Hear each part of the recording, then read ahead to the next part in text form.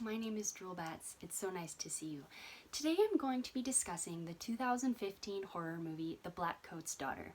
I'm going to be discussing it based on its premise, its production value and artistic choices, and finally how it compares or contrasts to other films of the genre. I hope you enjoy. Two girls, Catherine and Rose, are left alone at their boarding school over a winter holiday break. They don't specify which break. Rose is there intentionally. She's a senior and she's been having some drama with her boyfriend, so she told her parents to come pick her up on Friday instead of on Wednesday or whatever day they're going home, so that she could have a night to sneak out and meet with her boyfriend and deal with that. Meanwhile, Catherine is a freshman and she's very excited for her parents to show up, but they never did. She's been getting weird premonitions and scary dreams, so she's concerned that maybe her parents were in an accident. They're not answering their cell phone every time she calls them, and she has no way of getting in contact with them. The headmaster of the school asks Rose to look out for Catherine for the few days that they're still at the school. Rose says heck no to that. She doesn't want to hang out with a little freshman, and to try to get Catherine to quit bugging her, she tries to scare her. She says that some of the nuns who work at the school are secretly devil worshippers, and tells her a bunch of creepy things like that. Rose leaves, and Catherine, alone in this building, is getting all sorts of weird vibes and premonitions. Rose sneaks back in very, very late and discovers Catherine down in the basement, seemingly in a trance, doing some really weird rocking motions like this, and it's really alarming. Rose wonders if Catherine was sleepwalking or what's going on with that, and they have to figure out what's going on and where their parents possibly could be. The Blackcoat's Daughter has pretty high production value. The movie is very intentional and deliberate. It is 94 minutes long, and it's a very slow burn type of a movie. It's very rich feeling, it's very ominous, and the pacing it's slow but intentionally so. It seems like everything that's in the movie was put there intentionally. I would argue that it feels like there's a lot of dead space, however, it's all very important to the mood. This movie is all about the mood, more so than the overt plot, so I think in this case it was warranted. Visually, this was a really satisfying movie. The framing of the shots was so nice.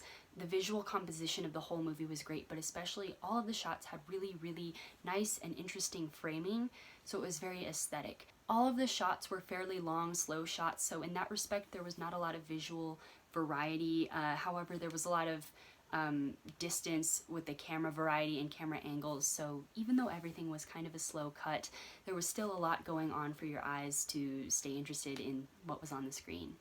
The colors were really great in this movie too. They were rich and saturated without being overt. The contrast value was really delightful. The blacks were so crisp in this movie. The picture was just really clear. The movie managed to combine kind of two color schemes in a way that I thought was really interesting. A lot of modern movies kind of go for a wintry approach to color, very bleak, a lot of browns and taupes and things like that, and kind of more of a subdued color tone.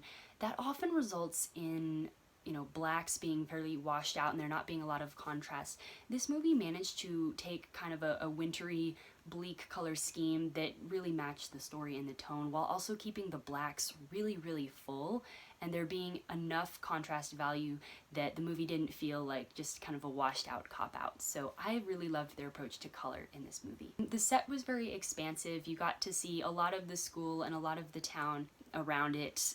The architecture was very realistic, which I really liked. They're set at a boarding school. I'm assuming it's a Catholic boarding school. Typically, I think when we think of boarding schools in an ominous horror movie, we think of like grand things. This is set in New York State, which is an older state. It's got a lot of elegant homes and things, and so it's easy to kind of assume that it'd be a really lavish set. However, it was very realistic too. I think a lot of school dorms, they have like a nice enough hallway, and then there's this back door that's just really ugly that, they don't think people will care because it's the back door. A lot of the the little details, like the bathroom having the weird tiles and the weird going around the corners and things. It made it feel like it really was a real building and a real school building that they were using, which gave it a more real feeling to me.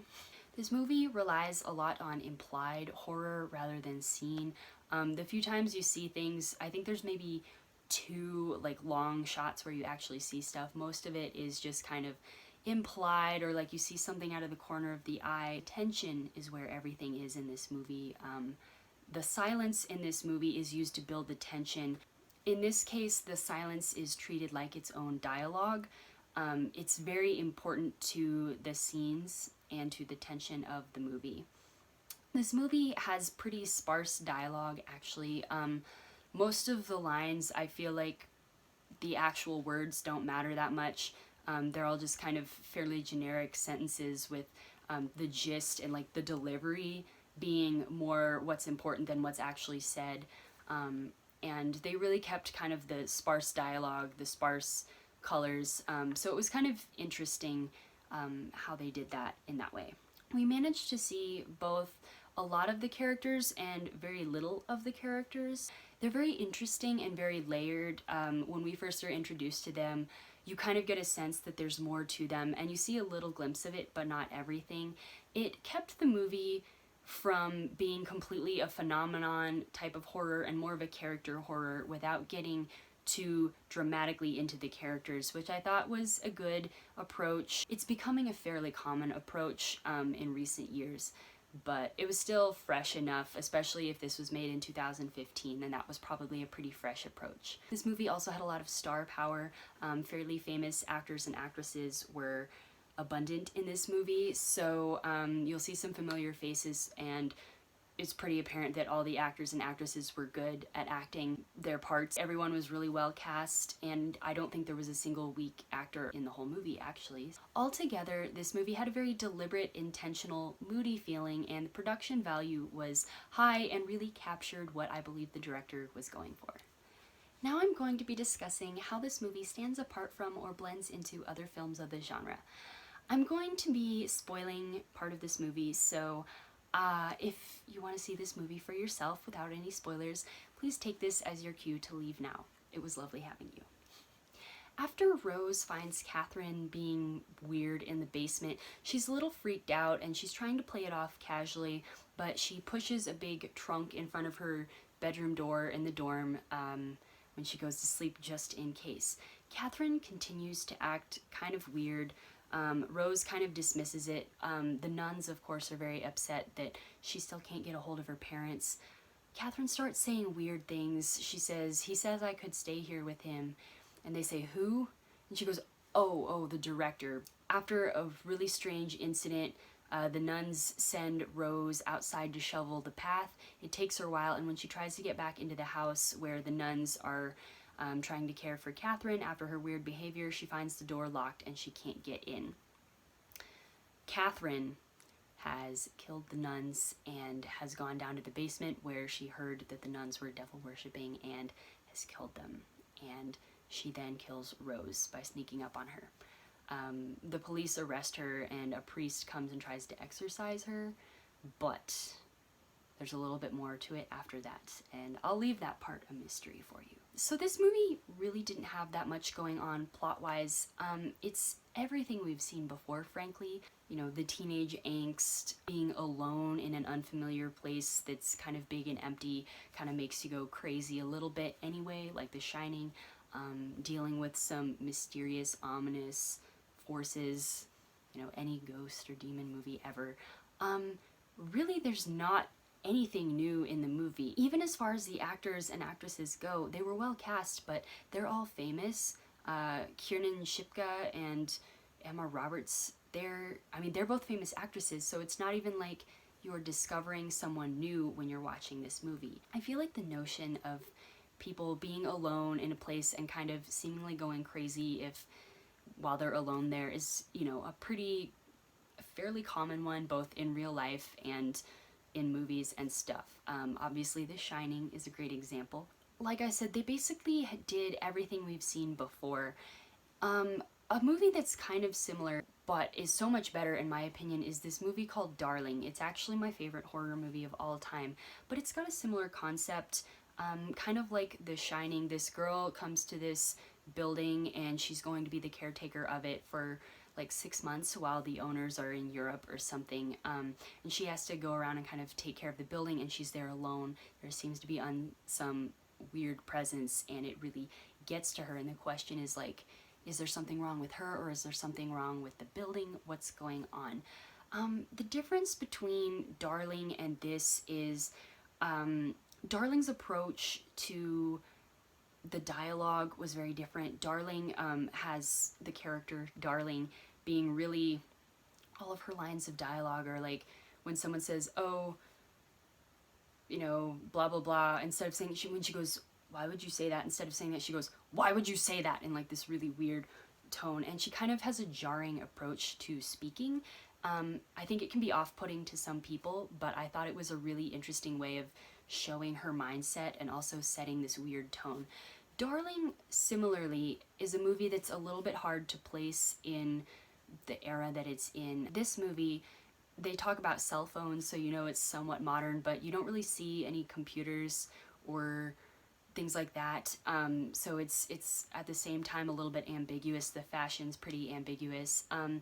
Darling was the same way, but even more so. I couldn't tell if it's supposed to be in the 1950s or yesterday. The thing with Darling too is the perspective was very unique and different, and a lot of the acting was like facial acting. I really like the actress who was in Darling. She's been in one other horror movie I saw called Jugface, I believe, and she's quite good. In this movie, just all of the characters, we've kind of seen those archetypes before. Obviously you feel a little sympathetic, you also feel a little creeped out, but everything was pretty traditional, even the approach to music. Darling, it took a lot of familiar elements. I would argue that it's got a lot of similar elements plot-wise to The Shining. I'm not gonna spoil the ending for you or anything, but it managed to take these tropes and change them enough that it's a completely different movie. Darling really, it captured a unique experience from a unique character in a setting that's familiar and a plot that's familiar. It kept the movie interesting without being predictable. This movie, I don't want to say it was predictable, but like I said, we've seen everything before. I really liked the approach to color, but because all of the shots were very long shots and there was no, no quick cuts or anything, which is okay, the movie started to feel very stagnated. This movie was done well, but everything in it has been done before, and the way it combined these elements still felt familiar, still didn't feel very unique. Similar movies like The Shining and Darling take similar concepts, people alone with a strange force in a building, mysterious and isolated, and I think just did a lot more creatively with it. The tone and approach of The Shining and Darling are completely different. So even though the story elements are a little bit similar, they're completely different feeling movies. Altogether, if I had to rate this movie, I would give it a 3 out of 5 stars. It was a really moody film, very experiential, and I think people who like that kind of somber feeling will really enjoy it. However, like I said, it wasn't very creative, and it was just very familiar feeling. It was boring to me. Some people, this movie will probably be right up their alley, but for me it just took a couple of elements, like the moodiness a little too far in some instances, and I won't be rewatching this movie personally. It's good for what it is, but what it is nothing new and nothing special. Thank you so much for watching. I'd love to hear your thoughts if you have any. Have you seen this movie? Do you like it? Do you hate it? Please let me know if you have any thoughts. Thank you so much for watching this review. I hope that it was enjoyable to you, and I hope that it was helpful to you. If you like this movie, please consider liking it, and if you're not subscribed already, I make horror movie reviews here, and so if you're interested, if you like horror movies, or if you like me, consider subscribing. But anyway, enough of me talking. Thank you so much. Bye.